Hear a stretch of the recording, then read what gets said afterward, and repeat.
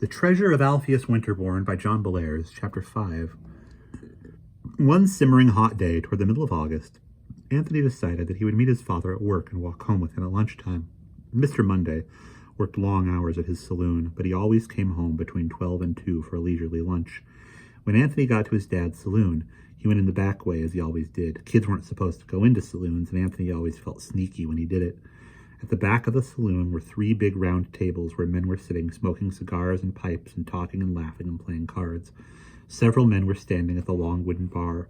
Overhead, 2 fans with broad wooden blades slowly turned, stirring the sluggish smoke.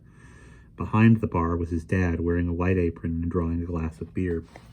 Anthony edged behind the bar and walked along to where his dad was standing. "Hi, Dad. Getting ready to close up?" "In a minute, Tony. How are things at the library?" "Great, Dad. Just great." Mr. Monday slid the glass of beer across the counter to a customer, then turned and smiled at Anthony. "Yeah, it feels great to work, don't it? Keep it up, kid. And maybe when you turn 18, you can come down here and help me a bit," he added cautiously. "If you feel like it, that is." Anthony didn't know how he felt about his dad's business. He knew there was something not quite right about running a saloon. Kids made fun of him sometimes.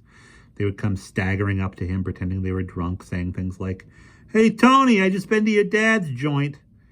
And if it was an okay place, how come his dad called it a cigar store? Anthony had seen his dad come home at night, and he had seen how tired he looked. Anthony figured that someday, some way, he would find an easier way to make a living. Of course, he didn't say any of this to his father. He just grinned and said, "Yeah, sure, Dad, that'd be great." It took Mr. Monday about 20 minutes to get everybody out and close up the saloon. But before long, he and Anthony were walking along down the shady side of the street toward home. Anthony glanced at his dad. He thought he looked very tired and worn. The flesh of his face was sagging, and it was very pale. There were dark hollows under his eyes, and he walked with a shuffling, weary gait. Every now and then, he would stop and pull out a handkerchief and mop his forehead. "Boy, it sure is hot today," Mr. Monday sighed. "When I get home, I think I'll climb into the tub and take a nice cold." "Oh my gosh!" Mr. Monday stopped walking. He put his hand to his chest, to his left side where his heart was. For a moment, he just stood there breathing heavily. "What's wrong, Dad?" said Anthony anxiously. "How come you had to stop like that?" Mr. Monday shook his head and started to walk on. "I don't know, Tony. I just don't know. I feel lousy these days. It must be the heat. Sometimes I feel all limp and wishy-washy, like there isn't any strength left in my body, and then I get these pains. Like right now, right across my chest, like somebody was sticking hot knives into me. I think I must have thrown my arm out when I was wrestling kegs down from the truck last night. Maybe you ought to see Doc Lucier.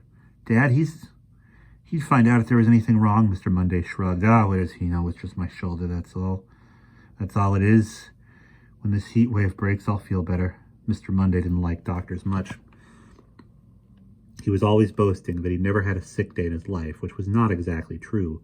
He got colds and the flu like everybody else. But after his illnesses were over with, he liked to think that he had cured himself.